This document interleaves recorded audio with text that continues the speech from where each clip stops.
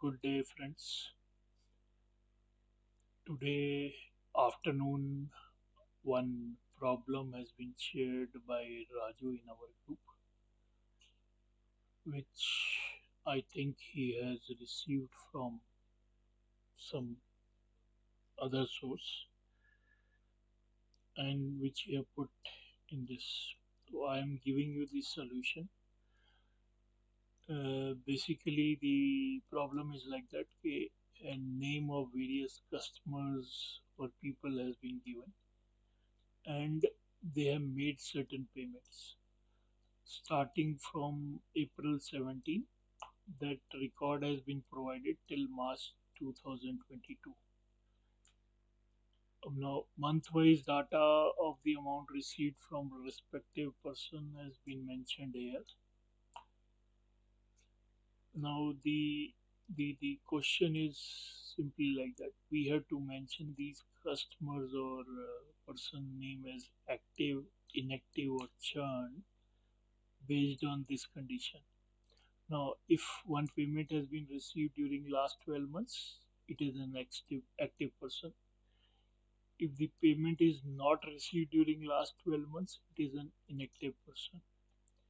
And if for 2 years no payment has been received, it is a churn person. Uh, now, basically, that is what we have to mention these customers and active, inactive, and churn. And then in the table 2, we have to do this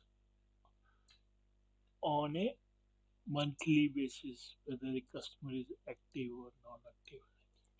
Okay, now coming on to the problem. um, See, firstly, to explain you, uh, firstly I have tried to get in which month in this data we have received the last payment. Okay, say like for Anil Kumar, we have received the payment in March 2022, that is mentioned here. Similarly, for, sorry, uh, similarly for Divya, the last payment has been received on February 2022, and accordingly that month is coming. Now, how it is coming? Basically, see, I have applied a simple lookup formula, and we are looking up for a value 2. Now, you may say why we are looking for value 2. Now, see, basically, the condition which we have given is we have divided the range. Uh, this range of collection payment starts from C3 to BJ column. Okay, so we have taken C3 to BJ if it is not equal to blank. मतलब if any month payment has come, this condition will justify. Now, since we have divided it by 1, so wherever payment has come, it will give us true, and wherever the payment has not come, it will show as false. So true and false, and true is 1, so 1 divided by 1, it will show 1, and in other places it will show an error. So since we are looking up for 2, 2 it will never find in this list. Okay, so the next value it will find is 1.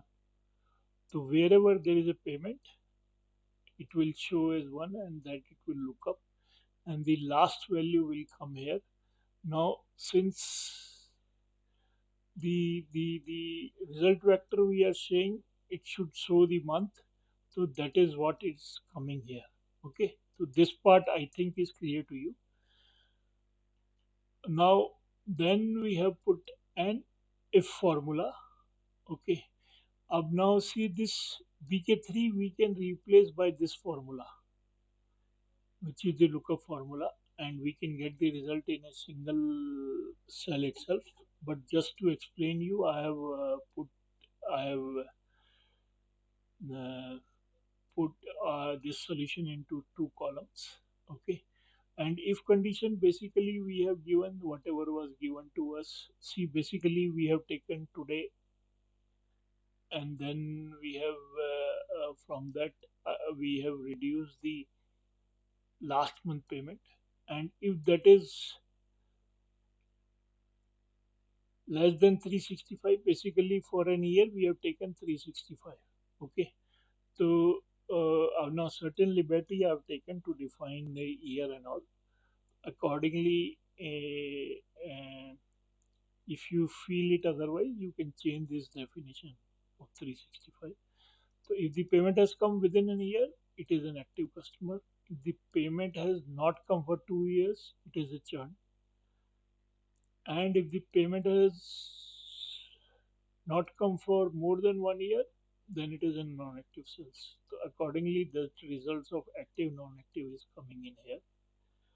Now coming on to the second problem.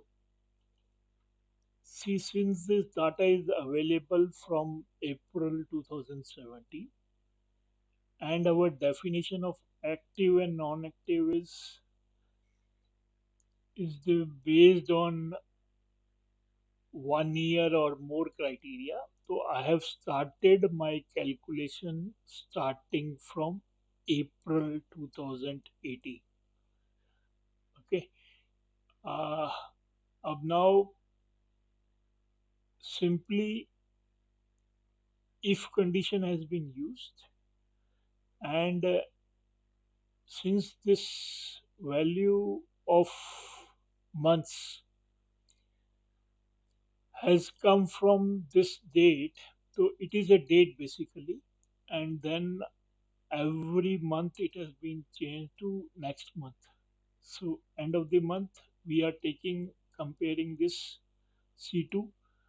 So next month will be end of the month would be May. So that's how this has been calculated. So I have taken the last month for calculating an active customers, and then the same formula which was used for getting active and non-active, that has been used. Only the reference of range has been made absolute or non-absolute depending upon our conditions and things. Okay, so up now very smartly we have tried to get this 1 year from here, uh, and then we have divided, since we want to get this details every month. So I have taken the last month dates.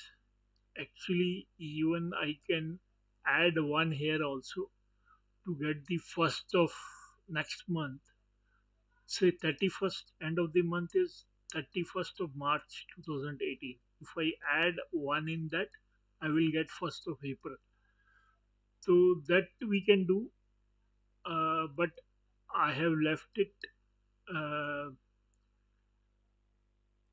at that position, and accordingly that condition of active non-active has been rewritten uh, with the moving range. Okay, as you will see currently the range is C3 to N3. If you will move to May 18, the range will change from C23 to last month O3. Say like in April it was still here. So this is a the second column reference has not been made absolute. Okay, so this is what has been done, and accordingly, if you will see, let us go on to the say this last month. See, it is taking the full range C22BI, which is this till February. So like that, it has been done, and every month it will show active and non-active or churn customers. Okay, so hope you have understood the solution. Thank you and bye bye.